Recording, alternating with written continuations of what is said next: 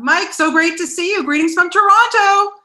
Hey, there we are. I'm missing it. How are you, Bonnie? I'm good. We're missing you here too. I know you've been here several times, but how much fun was it to shoot the show here?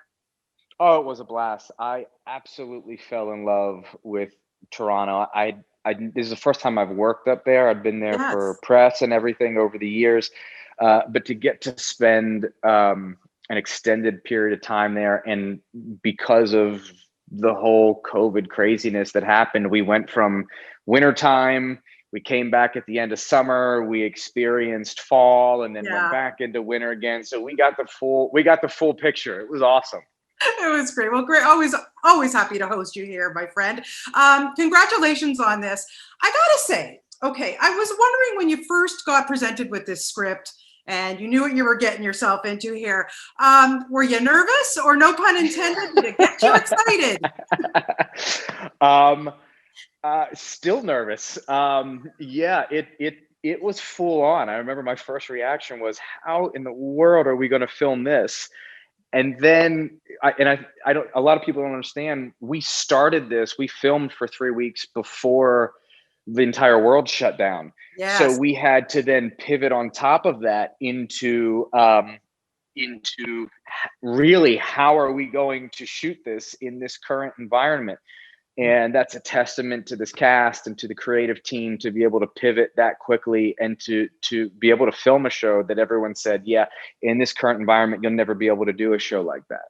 And you did it. You guys pulled it off really well. And look, you are a guy, you keep yourself in shape, but do you think twice about, like, oh, we're going to see a little bit more than we're used to seeing of Mike Vogel? Good gracious.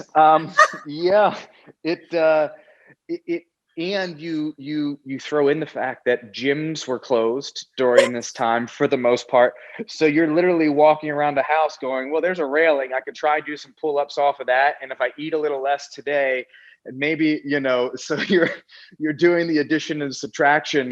But it was a shock to me. I remember when I had to do ADR for the first time. There's a very specific scene where it was quite revealing, and I went, oh, okay, there's that. I look all right. You look good. It was all good, my friend. Now I have to ask you something, because you play this guy, Cooper Connolly, who, he's a working man. He really wants the best for his family. Now, I don't really approve that he's looking in his wife's private computer. But at the end of the day, you know what? Left it there. She left it there. She did. It was tempting. I get it. But you know what? At the end of the day, I kind of felt sorry for the guy. What do you think? Because really, she married you. Okay, give it up, lady. Move on. What do you think? Yeah, I think this is the battle, right?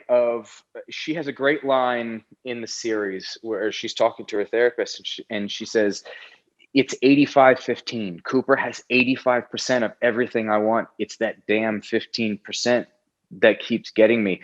And I think this poses the biggest question of the series, is what do you do with the 15%?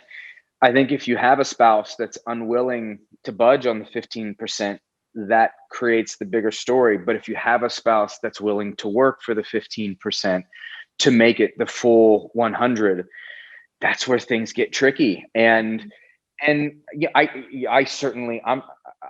a male, and the beauty of this show, especially for women, is that I think probably one of the first times it's told through the female gaze.